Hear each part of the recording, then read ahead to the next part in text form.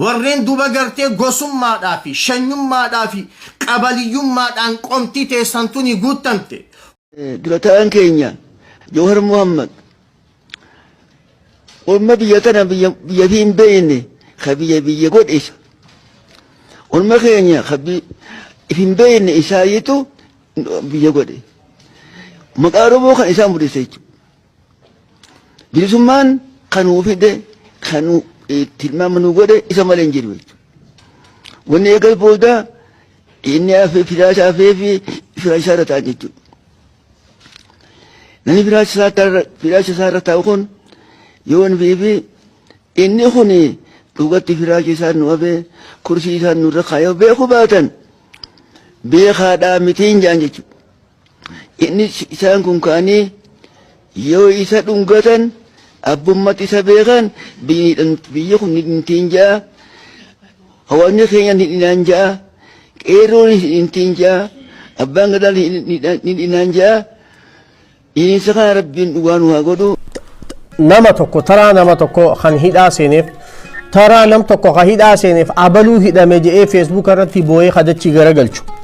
Kitaaba maqaa sirna gadaa ja'uun mana barnoota biiroo barnoota Oromiyaatiin qophaa'ee baratamaa jiru wayitaan dubbachuudhaaf deemu amantii namaa tuquuf hin deemu. Gaafa namtichi zaalimni namtichi dayyuusni mujrimni kun saba namaatis tuquuf hin deemu. Nam takkallee tuqaa hin jiru an gaafa namtichi zaalimni namtichi dayyuusni mujrimni kun ammoo waan kana amantiitii yaa wal dura dhaabbattii je'ee dubbachuudhaaf rabbiitu mirganaaf kanne li'anna haadha munkara wanni rabbiin ummata biraatiin addatti na godhe maali ni beekta? Kitaaba nabi arrabsee jira nabi arrabsiisinu. Nabi arrabsii gasiisuun lammeessaa arrabsuudha. Tuwan shaqeen lammeessaa arrabsu jechuudha. Walumarra qaraanaan seeddaan bakka qabdee kitaabaa jiraadhu jechuudha. Wani jennuun isin dihaaraa nuti dihaaraa mitiidha. Salam dhaabbadhaa jedhamu ol kaasuudha. Kitaabni san bakkuma jiru bakkuma awwaalamu taa'amni sun. Ormi tokko nabi arrabse lammeessaa ormi sokkolaan nabi arrabse jennaan jamaa sana jiraannaan amma lammeessaa arrabsuudha. Wanti ne ta'u miidiyaa irra dubbisuun addunyaa araba waliin ga'uudha. Seeddaan Muhammad arraba qaba addunyaa waliin ga'u. Miidiyaa irra dabarsinaan addunyaa waliin ga'uudha arraba. Araba bananiiyu addunyaa araba miidiyaa deebisan. Akkana jedhee namichi sannaaf yaabsabseen arraba nabii isaa haroomsuun ta'a jechuudha. Kan gootee kijbatee san kaaqame san deebi'anii akka dhugaa godhuuf fakkaate jechuudha. Ani duba gartee hujiin tiyya rabbiin anumarraa na gaafata. Ani bar abaluu fi abaluu irratti hidhaa miti. Ani abaluu fi abaluu irratti hidhaa miti. Waan inni dubbachuu jiru kana ulamaan hin dubbanne. Ulamaan san gabbaatee ustaazalii wanni kun sirri miti dhaabbadhu haanaan ja'an. Gaafas wallaahi al'aziim waan ulamaan jette dhibbatti furadheetiin jaalalaa fi kabajaan. Hayyee ulamaa teenya waan isin jettan furadhe anammoo dirqama kiyya bahee. Ammaan durallee haalli akkasii tahame akkasii dhaabbanne sii galee moo akkam?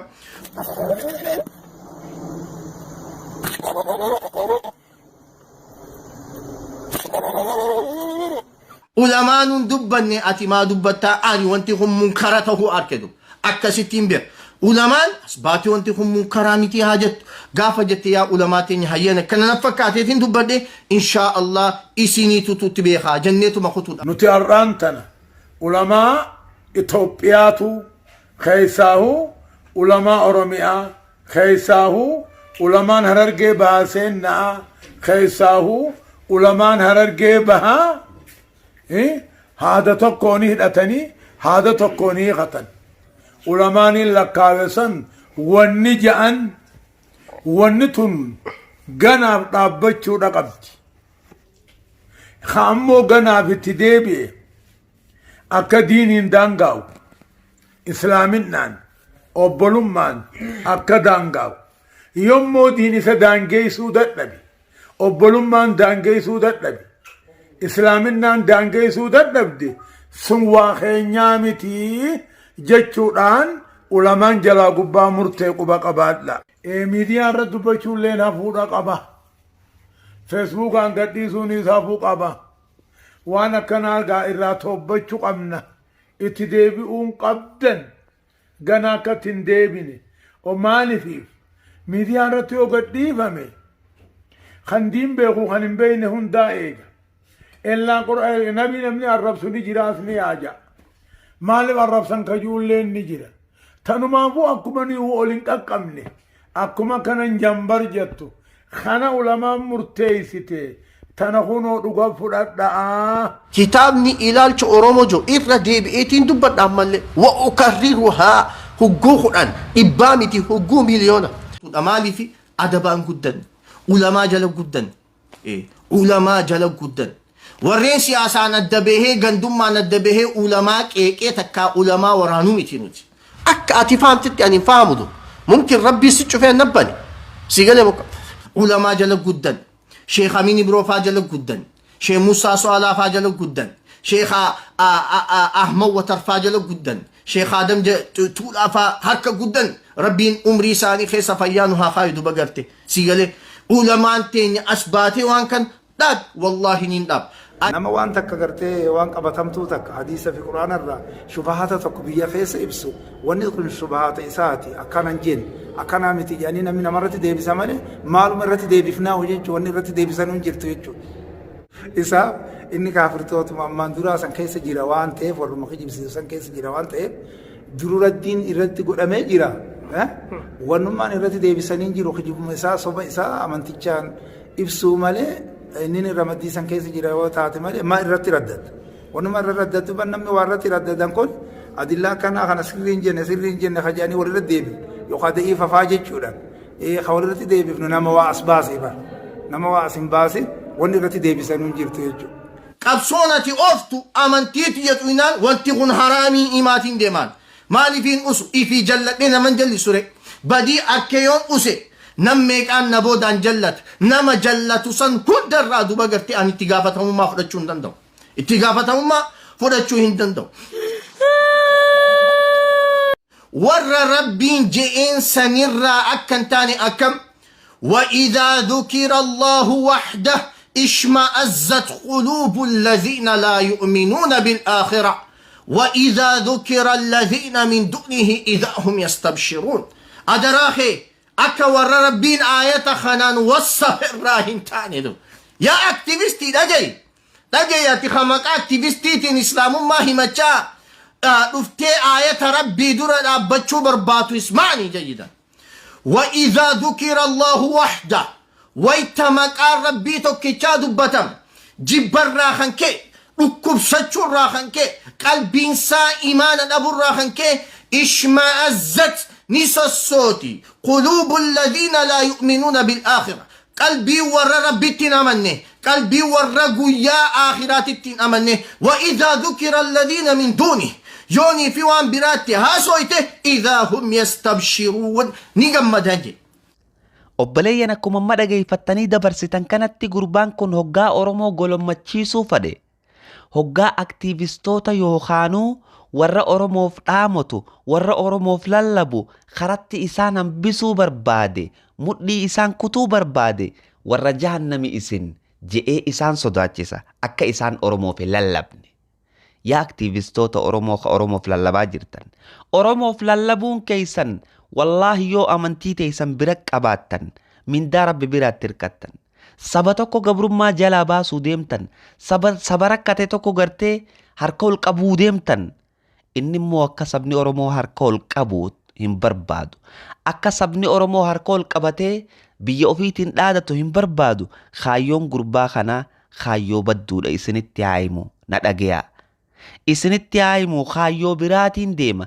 Mee fakkeenya haa godhannu. Warri qabsootanaaf utubaa tahee, warri qabsootanaaf lafee duudaa tahee bar sheekanii ni dagattani. Sheekan keenya, caalimoottan keenya, dhiiroo caalimoottan san waan inni barate hin baranne lakki baratanii. Barnoota isa caala qaban ka amantiidha.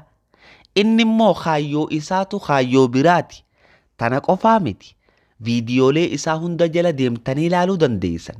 Amantii Islaamaa jalatti dhukatee Oromoo dhawee kuffisee isii ajjeesuu barbaada. Tun ammoo yoomiyyuu hin taatu. Haasawni isaa haasawa gartee kitaaba adurreen barreessiteetu isarra caala. Tun isinitti gaba adawwii Oromooti gurbaan kun. Kabajatee sanin barbaannu qabadhu kabajatee sanin barbaannu.